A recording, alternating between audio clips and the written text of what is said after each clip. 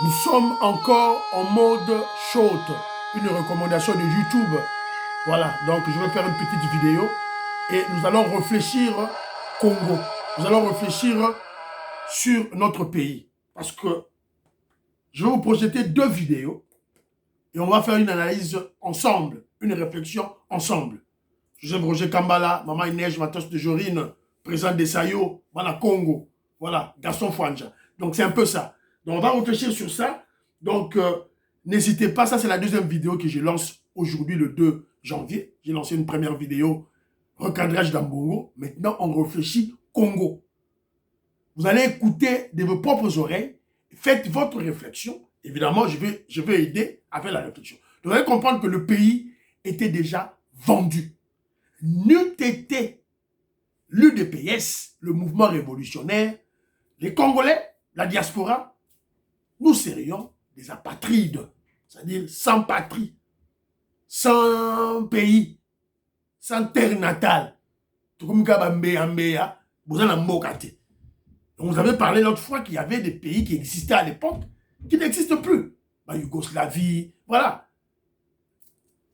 URSS. Si on a en Russie, mais URSS existait avant, ils ont rajouté. Voilà, c'est un peu ça. Alors, la première vidéo, écoutons soigneusement, c'est que le ministre, je vous ai projeté cette vidéo hier, écoutons ce que le ministre Julien Paluku dit. Écoutons. Qui doit venir vérifier les champs de cacao, les champs de café pour voir si réellement ces champs ne sont pas établis sur des surfaces dont on a coupé toutes les forêts, comme il y en a ici en RDC. Et alors, curieusement, les auditeurs de l'Union européenne sont basés les uns au Kenya, les autres en Ouganda et les autres au Rwanda. Ce sont ces auditeurs qui viennent auditer en fait les champs de cacao et de café en République démocratique du Congo. Et le dernier passage voilà. A été signalé au mois. Vous l'avez écouté?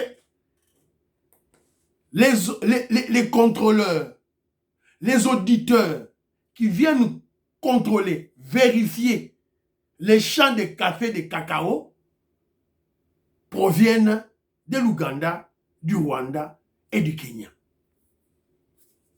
Donc, vous avez le mot que c'est Tekamagi. Joseph Kabila Tekambo Kakala. Est-ce que vous trouvez ça normal?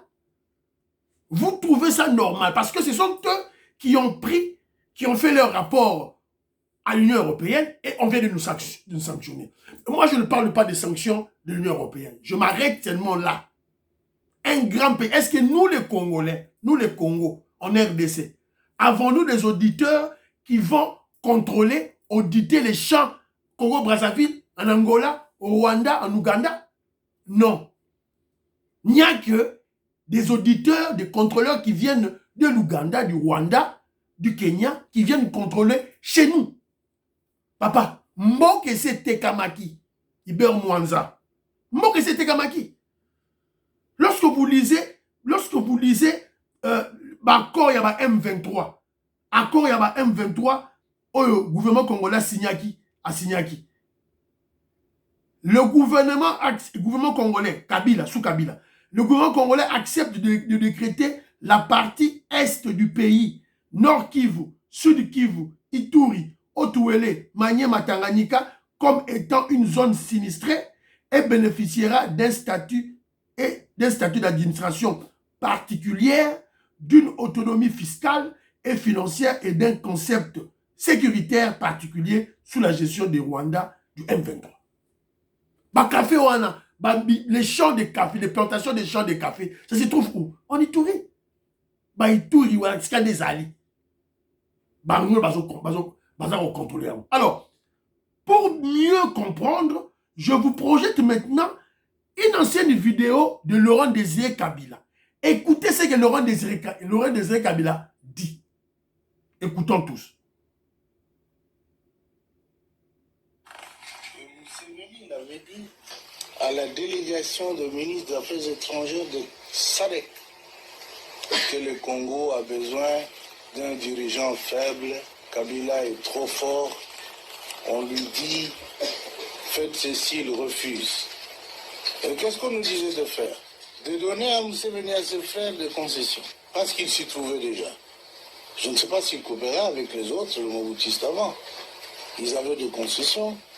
On leur disait maintenant, allez régulariser votre situation au ministère des Mines. Pour eux, c'était là des insultes. Ils avaient droit d'avoir des concessions au Congo. On a dit, monsieur, c'est pas possible. Droit de frauder les cafés, le bois, la papaye, l'or. Et comme on ne pouvait accepter que ces choses se fassent autrement que par le canal légal établi, c'était une source de mes... Vous avez écouté? Les Ougandais avaient déjà, quand on parle des Ougandais là, ça veut dire que c'est la famille de Museveni, de Tutsi. Ils avaient déjà des concessions de café, de cacao, d'or, des mines d'or au Congo. Depuis l'époque de Mobutu. C'est Mouzé qui révèle ça. Alors vous comprenez maintenant les liens, vous comprenez maintenant, je vous ai placé 2 vidéos. La vidéo de Mouzé Laurent Désiré Kabila, c'est avant 2001, avant qu'il ne soit assassiné, et la vidéo du ministre Julien Paloukou, qui vous dit que les auditeurs, ceux qui contrôlent nos champs de café, de cacao, ils sont basés où? En Ouganda, au Rwanda, au Kenya. Donc en fait, ce sont des Tutsis. Et lorsque vous faites une analyse combinée avec comment je dirais, avec comment je dirais, l'accord diabolique, satanique du gouvernement à l'époque du Rwandais Joseph Kabila et les M23, vous comprenez que toute cette partie-là de l'Est a été déjà cédée. Mboka ici et Kendaki. Et je vous avais dit tantôt ici, je vous avais dit, et le ministre Julien Paloukou en a parlé aussi, le parc de Virunga qui est protégé normalement par l'UNESCO. Mais ce parc de Virunga est déjà cédé.